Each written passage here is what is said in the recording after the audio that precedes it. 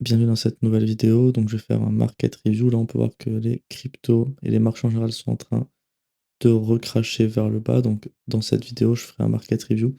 Donc, je ferai analyse de Bitcoin, du S&P. Je finirai par le gold.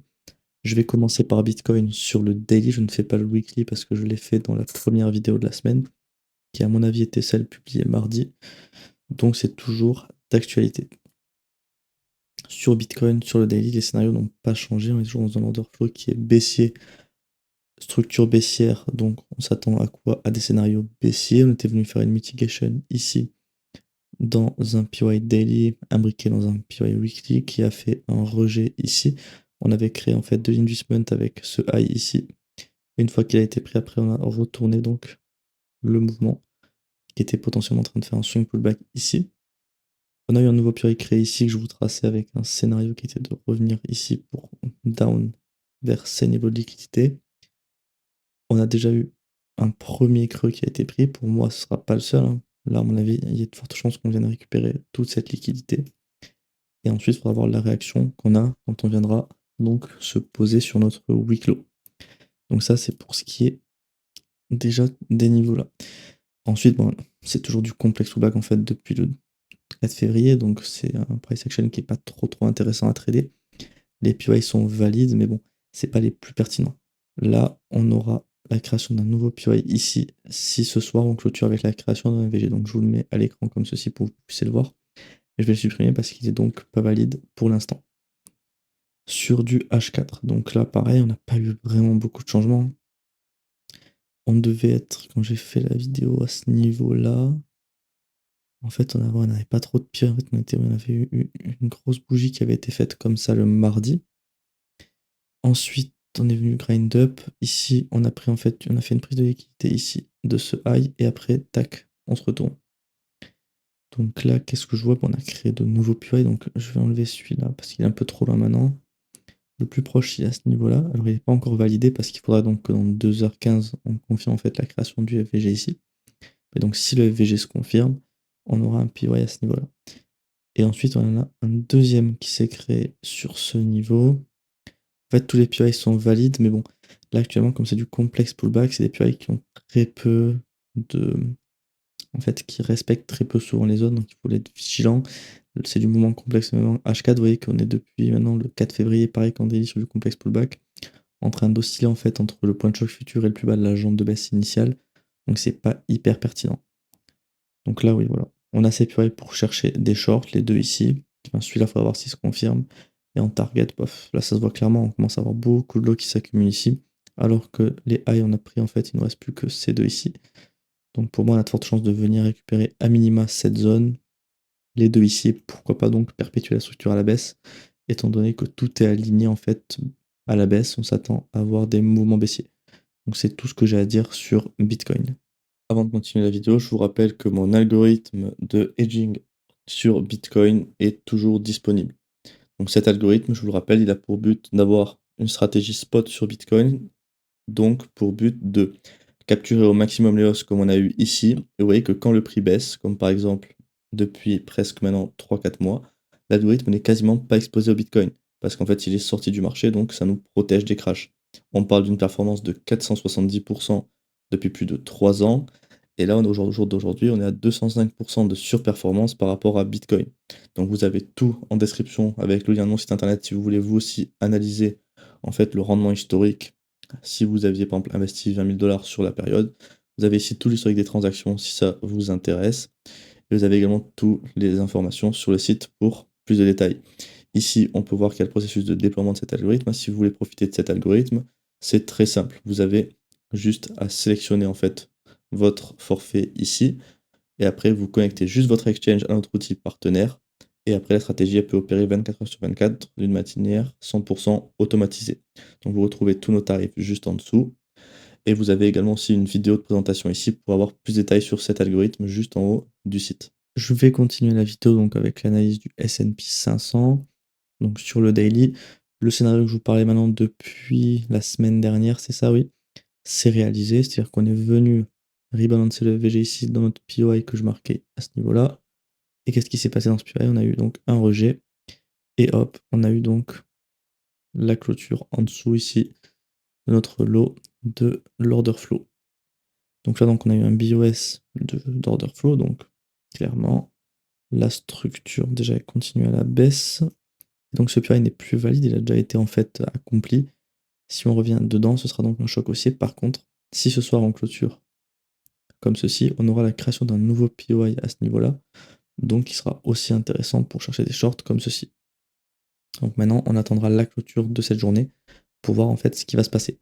Donc je vois pas grand chose d'autre à dire, hein. Toujours tout est aligné à la baisse, le choc est baissier depuis les 6900, donc en fait sur tout ce mouvement baissier, on cherchait uniquement et uniquement des shorts. Sur du H4, donc là, alors habituellement j'aime pas prendre les pullbacks en une bougie.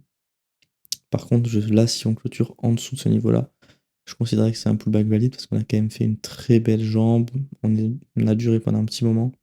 Donc je considérais que c'est un pullback valide. Déjà, on a retourné la structure interne. Moi, j'ai confondu avec le point de choc là, donc je vais pas la mettre. Ça n'a pas trop de sens de mettre une structure interne dans du complexe pullback, donc ça m'intéresse pas ici. Donc qu'est-ce qu'on voit? Bah, ça n'a pas trop changé par rapport à ce que je vous montrais la semaine dernière. On est venu rebalancer ici nos FVG en faisant un arrêt dans un ancien supply qui a rejeté le prix ici. Ensuite, donc on a baissé jusqu'à ce niveau-là. On avait en fait un PY pour chercher des longues ici, mais au vu du mouvement ici qui ressemblait à du trading de news, c'était très peu de chances qu'on respecte. En fait, ça ressemblait pas à grand chose. C'était pour moi, soit en fait, on faisait un petit retour ici et on repartait. Soit si on faisait ça, ça avait forte chance de casser. On n'allait pas chercher vraiment un setup là-dedans. Maintenant, par contre, on a un nouveau PY qui va être créé ici dans 10 minutes. Donc je pense que je peux le tracer. À mon avis, on ne risque pas de faire une énorme remontada d'ici 10 minutes. Donc voilà à quoi ressemble actuellement donc le S&P en termes de scénario classique. On attend un retour ici pour target un nouveau lot et essayer d'avoir une clôture en dessous de ce niveau, étant donné qu'on s'attend en fait à ce que la bougie clôture en dessous de ce niveau-là. Parce que je rappelle que la structure est baissière, donc on s'attend à ce qu'en fait on fasse un BOS à ce niveau-là et pas simplement un grab de liquidité. Peut-être qu'on va faire un grab de liquidité pour faciliter la mitigation de ce POI H4 et ensuite donc on pourra repartir pour faire notre BOS. En tout cas pour l'instant c'est un peu les seuls scénarios que je vois, on n'a pas grand chose de plus à dire. Là les scénarios sont plutôt clairs pour le moment de Bitcoin ou S&P. C'est vraiment un peu cas d'école, donc maintenant on attend en fait que nos POI soient mitigate. Voilà, c'est tout pour l'analyse du S&P. Avant de continuer la vidéo, je vous rappelle que le mentorat est toujours disponible. Ça, c'est pour les personnes qui veulent vraiment apprendre et se former pour faire exactement la même chose que moi tous les jours sur les marchés. Donc, vous pouvez avoir 3 formules distinctes ici, hein, si vous voulez payer mensuellement, trimestriellement ou annuel. Vous pouvez également faire des paiements en crypto. Vous avez accès donc à 2 formations offertes dans ce mentorat avec des briefs mensuels privés. Je réponds également à toutes vos questions. Vous pouvez faire des appels avec moi.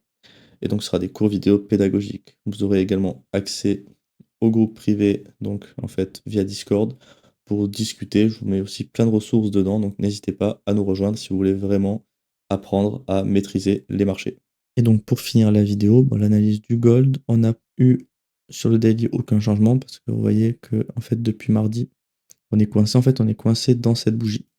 On a certes réussi à mêcher au-dessus, mais on n'arrive pas à clôturer au-dessus ou en dessous de cette bougie, donc on est un peu coincé dans cette grande bougie. Donc nous, ce qui va nous intéresser, c'est de résoudre une des deux bornes pour après pouvoir potentiellement avoir d'autres scénarios. En tout cas, là actuellement les scénarios c'est les mêmes que ce que je vous montrais en début de semaine. On attend un retour ici pour shorter, comme ceci, ou alors dans le PY extrême de cette jambe de baisse qui est beaucoup mieux pricé pour shorter aussi. Attention, on n'a pas encore clôturé en dessous de ce niveau-là. Peut-être que là on est parti avec un beau graphe de liquidité pour remonter. Donc toujours des scénarios vigilants sur le daily. Ça fait maintenant pratiquement un mois et demi que les scénarios sont quand même clairs, mais qu'il faut être vigilant parce qu'on pourrait avoir des éléments contraires qui nous disent que le prix peut bloquer sur cette zone et repartir. Potentiellement, on fait un graphe de liquidité pour faciliter un petit mouvement haussier pour avoir une mitigation d'un de ces deux POI, ou alors peut-être pour retenir l'order flow et repartir en tendance haussière parce que je le rappelle que la structure est toujours haussière, donc on s'attend à un BOS. Et on est en train de créer pas mal de liquidités ici, alors que vous voyez qu'au sud, on n'a pas grand-chose. La prochaine zone est ici en liquidité. On a quand même mitigate ici un ancien supply weekly, si je vous remontre. On est aussi dans un POI mensuel, donc ça pourrait être une zone qui en fait va faire un retournement, donc il faut quand même être vigilant, à voir le retournement s'il s'arrêtera dans notre POI ou s'il viendra choquer à la hausse. Donc voilà, pour le daily en tout cas, c'est plutôt clair. Alors sur le H4, Là, donc tout ça, ça a été invalidé. Tac, tac. Maintenant, qu'est-ce qui se passe alors? On a eu un nouveau POI qui a été créé ici, en complexe pullback. Donc ça m'intéresse un petit peu moins que celui-ci. Par contre, il est évidemment valide, donc on peut chercher des shorts là-dedans. Pour target, au minimum, si on est dans ce POI, on peut targeter au minimum cette zone, et pourquoi pas, donc le weak low. Ou alors on peut directement, aller chercher un short là-dedans, qui est la zone la mieux pricée, mais on est quand même assez loin, il y a peu de chances de faire un gros mouvement là-dedans, pour après repartir à la baisse. Donc on surveillera de près les futurs mouvements. On a toujours tout qui est aligné à la baisse sur du H4. Là, on est en train de faire le swing pullback, mais toujours sous choc baissier. Donc, même si on est en train de faire une jambe haussière qui est donc notre pullback, on ne peut pas chercher des longues parce que je rappelle que l'order flow est baissier depuis les 5400, depuis les 5340 qu'on a ici. On cherche des shorts, c'est-à-dire que depuis ce niveau-là, il y avait des shorts à chercher. Donc, en fait, sur ces 23% de baisse, où je devais y chercher que des shorts sur du H4, donc il y avait forcément au moins une petite part du gâteau à prendre. Donc c'est pour ça qu'on utilise les chocs évidemment en premier élément et priorité on va dire dans la checklist en fait de nos analyses. Voilà, c'est tout ce que j'ai à dire pour l'analyse du gold.